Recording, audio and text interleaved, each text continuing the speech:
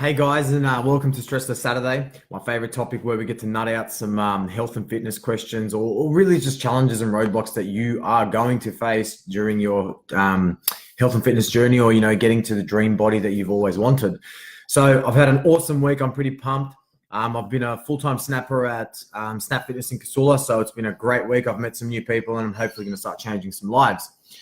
So today's topic is beginners and how do you start into the health and fitness industry. I remember when I was at 175 kilos, it was really, really difficult for me to know what was the right thing to do, or everything was so overwhelming. I had no idea what I was doing. I had no idea if it was working or anything like that. So the biggest challenge for me was, do I Google what I think is going to work, or do I Google somebody that I like, someone's physique that I like, or what do I do to get me into the health and fitness world? Now, my biggest challenge was there was too much information out there. Now, I hit Google and I hit YouTube, and then it was a case of, this guy looks great. He's not really training the way that I can train. He also looks great, but there's movements that he does that I'm not sure I can do. I'm not sure how to do those movements, or I'm not sure if I can even train to that level of intensity or even look that way. Now, behind the scenes, what I didn't know was what's happening was there was a lot of nutrition and mindset involved. What I know now, what I knew when I started the health and fitness journey, is two completely different things. I thought looking great and feeling great would come out of the gym. I learned real quick that within the first week of me training, that was sore and I was demotivating because I wasn't seeing as big results as I would imagine. But realistically, changes were happening. Now, there was one roadblock in particular where I was training, and I was training by myself, and I think it was day number 20 out of my whole fitness plan, and I had no idea what to expect. There was this one movement, I think it was a reverse lunge. There was one reverse lunge movement where I just could not figure it out, and it was so demotivating knowing that one movement I couldn't do, and I didn't know that there was an alternative, so I'd skip it. And then as I started plateauing, because I had no idea what I was doing, I thought it was because of that reverse lunge. So I changed the entire workout, not knowing that it was my nutrition was out of whack, or I didn't have the right mindset or anything like that. So just be careful, guys, of too much information. Always ask a professional. I mean, look, there's people out there that are genuinely trying to help you, and people out there like me that are trying to change your life for the better and to show you the quickest way and the most effective way to do that without wasting the amount of time. Now, obviously, if you're 20, 30, 40, 50, however years old you are, and you've come to that point in your life, or you've come to that T intersection of the fork in the road where you don't know whether to go right or left, you need to make it a calculated you need to calculate the risk and make that judgment call and say, okay, you know what, from tomorrow, I'm going to start my health and fitness plan. And what that little 1 to 2 second mind switch there is all the power of mindset. So what that is you need to find some sort of leverage. You need to find yourself something that's really important, that emotionally connects to you and that means a lot to you, so you can stick to your fitness goals. So now what I mean by the mindset behind it is, my mindset was that I wanted to fit into a 4 extra large shirt and a 5 extra large pants coming from a 7XL. I wanted to get into those pants by a certain date. So it was very aggressive. My goal was very timeline driven and very, very aggressive. So I had short amount of time. I had 3 months to drop three pant sizes, 2 pant sizes and 3 shirt sizes. And that was my goal. It was really, really important to me because I didn't want to let my partner at the time down, and I didn't want to let any of my friends down. And I basically wanted, I speak highly of my word. Like I'm really connected with my word, and I didn't want to let anyone else down. And most importantly, I didn't want to let myself down and say, do you know what? You said you set yourself a goal and you didn't achieve it because of X, Y, Z reasons. And I didn't want to demoralize myself even more.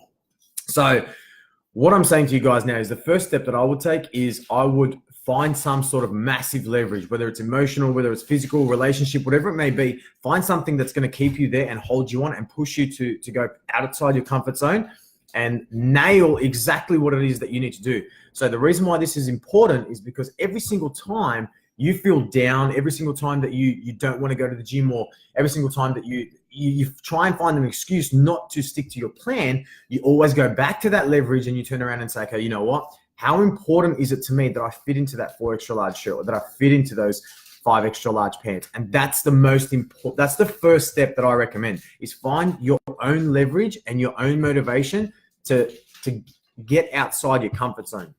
Now, the second piece of advice is nutrition is the most important component of any sort of transformation.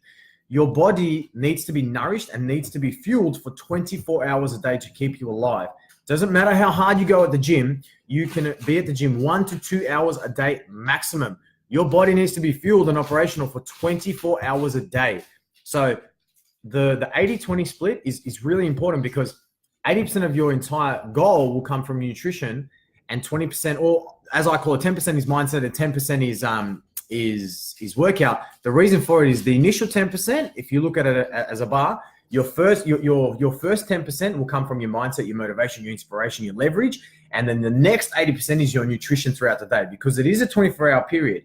And then the last bit is that last 10% of the workout. Now, scientists and other bodybuilders and coaches and personal trainers will have a different methodology or a different framework. This is how I operate, and this is why I'm successful, and I've still maintained and sustained my lifestyle and my fitness, and I'm only getting fitter and stronger and faster each and every day based on that methodology.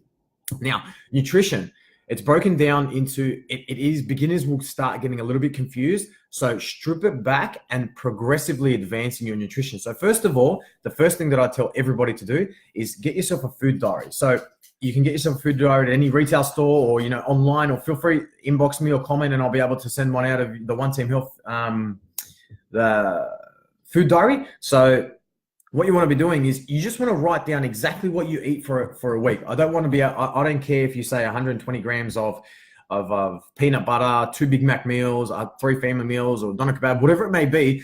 For a whole week, write the food categories down on a piece of paper. So that way you've got an understanding of an entire week, what you've eaten, and more or less you'll be able to create yourself your own meal plan, and you've got recipes to how frequently you eat the same amount of foods. Now, as humans, we're a creature of habit. So what you'll start to see real quickly is that across a week, you might repeat the same foods 3 or 4 times. And there might just be a case of, Monday's chicken day, and Tuesday might be like drumsticks or chicken wings or whatever. Wednesday might be fish day or steak day, whatever. Thursday might be pork and salmon, tofu, whatever it may be, vegetarian, gluten, whatever it is. So you'll quickly be able to see what you eat during 7 days. So in a week's time, and that way it gives you ideas of where you can make changes.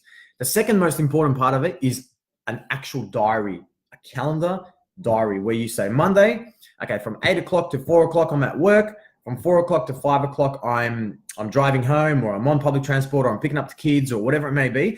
And when you visually see your week, you'll be able to quickly determine where you've got free time. Most of my clients turn around and say, Dan, I really don't have that much time throughout the week. But then when I sit down and actually do this exercise for them, what they realize is they've actually got 4 to 5 hours a night, a day, sometimes even on the weekends. I try and leave weekends for the reset and for family and socializing time, because that's the time that your mindset resets and your motivation refills for the coming week. So Monday to Friday, I'll look down and I sit down with my clients and say, okay, look, you've got to get up Monday morning, you've got to get up Tuesday afternoon, you've got to get up here. And we slowly start to fill those gaps with actual health and fitness regime. So Monday might be, feeling food diary, take progress photos, whatever it may be. The guy, for those of you who are on my premium program, will understand that methodology and will be quite fluent in it.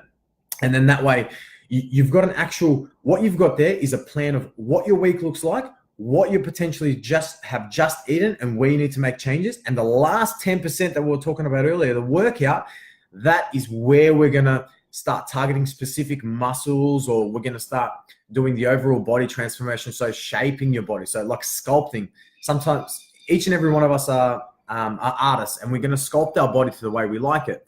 Now, from a workout perspective, I really, really, really can't stress enough, guys. Start very basic and simple. So, start on your cardio machines, go for walks, stick to functional movements. So movements that your body's naturally can do on a day-to-day basis. There's no reason why you should be doing reverse lunge, cartwheel, deadlift, whatever it may be on your first day at the gym. start from the basics, get your form straight, get a partner if you need a spot check or if you need a form check, feel free to reach out and I can give you some of my content or whatever it may be. But get yourself the fundamentals in line before you start advancing. And my rule of thumb on advancing is 10% per week or per interval. So if your program runs for, if your training regime runs for a fortnight, after that fortnight, you should make an increment of 10% in one of three areas. So you should either increment in weight, you should increment in repetitions, or you should increment in sets. So one of those three areas you should increment. Now, when I say increment, if you can, for example, shoulder press 10 kilos, the next time you do it, I don't want you to shoulder press 20. I want you to shoulder press either 11, or you're going to go to 12 reps, or you're going to do a fourth set. So start like that, and you progressively overload. After every 4 weeks or after every 6 to 8 weeks, you can either introduce a drop set or to prevent plateaus. And having this methodology will be able to make you sustain this fitness lifestyle or this healthy lifestyle for your entire life. And you'll be able to be in your dream body, not only within 12 weeks, 6 months, whatever it may be, you'll be in your dream body for life. Now, that was the biggest challenge that I faced when I started my health and fitness journey. I had no idea what I was doing. I was too embarrassed and too afraid to ask anyone for help. And I wasted 6 to 8 months not knowing what results I was going to get. I had no plan. I didn't have a clue what nutrition was. And after those 6 or 7 months, I ended up bouncing back. So the first time I tried to lose weight, I lost about 15 to 16 kilos, and then I bounced back about 25 kilos. Second time I tried to lose weight, I lost 13 kilos, and then I bounced back about 20 kilos. So every single time I was bouncing back. The third time I tried to lose weight, I'm down 92 kilos, and I'm close to a single-digit body fat right now. So I've maintained those results for about three years now. So it's not hard. It can be hard if you don't know what you're doing, if you don't have the right support or you're not in the right community. But guys, the fact that you're on this webinar, the fact that you know me, you're already doing the best thing that you can for yourself, being in the right community. You have the right amount of support, and I will give you the most effective, and I'm basically going to give you value and give back to the community to show people how easy it is to be in the body of their dreams. So sorry guys, this one was a bit of a long one for this Saturday, but it's a really important topic to me, and I really don't want anyone wasting any more time. I want you guys to get into the dream body that you guys desire and deserve. You should always remember to be happy. My sessions and my webinars and everything I do, my morning starts with a smile, and my afternoon and my nights end with a smile. That's the philosophy. I hope you guys have a great weekend, and I'll talk to you on Wednesday for Ask Dan. Catch ya.